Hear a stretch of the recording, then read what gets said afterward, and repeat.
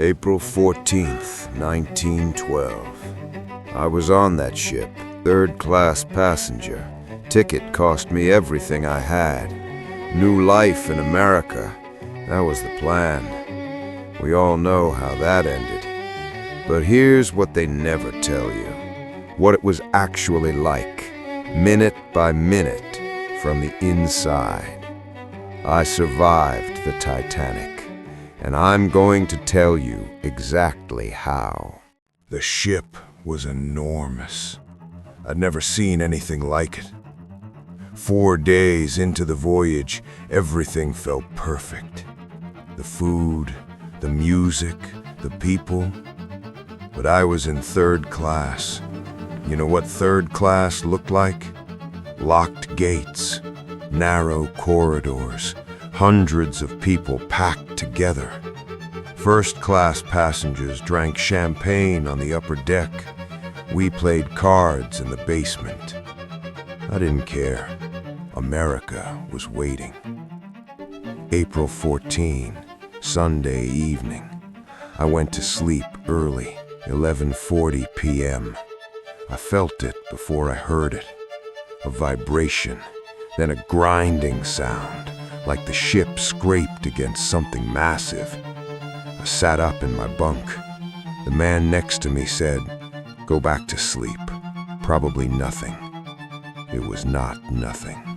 I put on my boots and went into the corridor. People were confused, not panicking yet, just confused. A steward walked past. I grabbed his arm. "What happened?" He smiled, said everything was fine. "Go back to your cabin." He was lying. I could feel the ship tilting, just slightly, but I could feel it. I'd grown up near the ocean. I knew what a ship felt like when something was wrong. I went up. The gates to upper decks were locked. Of course they were. Third-class passengers were not supposed to mix with first class in an emergency or any other time. I found a crew member unlocking a gate. I slipped through before he could stop me. That decision saved my life. Upper deck was chaos. Officers screaming at each other. Women crying. Men standing around not understanding that the ship was actually sinking. The Titanic was unsinkable. Everyone knew that, so nobody believed it was happening. That denial killed more people than the iceberg. I saw them loading lifeboats, half empty. People refused to get in. The ship was right there, solid under their feet. Why get into a tiny wooden boat in the middle of the freezing Atlantic? Because the ship was going down, that's why. I pushed toward a lifeboat. An officer blocked me. Women and children first. I looked around.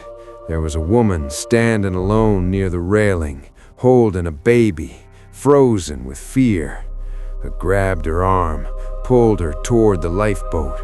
The officer let her through, and then he let me through too. We pushed off from the ship.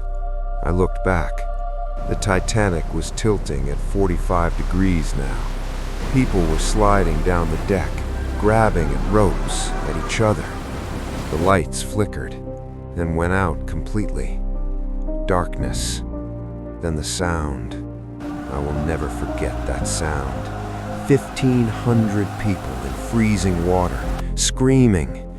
Our lifeboat was maybe 50 meters away. We could have gone back. We had space. The officer said no. If we go back, they'll swamp the boat. We'll all die. He was probably right. We sat there in the darkness, listening, and then slowly, the screaming stopped. Not because they were saved, because they were gone. 2 hours, 40 minutes after hitting the iceberg, the Titanic was on the bottom of the ocean. We drifted for hours, freezing, silent, numb. At 4 a.m., lights on the horizon, the Carpathia. When they pulled me onto that ship, I couldn't speak, couldn't move, just sat on the deck wrapped in a blanket, staring at nothing. 706 people survived. 1,500 did not. The woman with the baby survived. I saw her on the Carpathia. She didn't know my name. They said the Titanic was unsinkable. The engineers, the newspapers, the owners, all of them. And 2,000 people believed them. Here's what I learned that night. The most dangerous thing in the world is not an iceberg. It's believing something can't go wrong. Because the moment you stop preparing for disaster, disaster finds you. I survived the Titanic, not because I was lucky, because I moved when everyone else stood still. If you want to know how I survived the Black Death, Pompeii, and Stalingrad, subscribe. He keeps showing up, and so do I.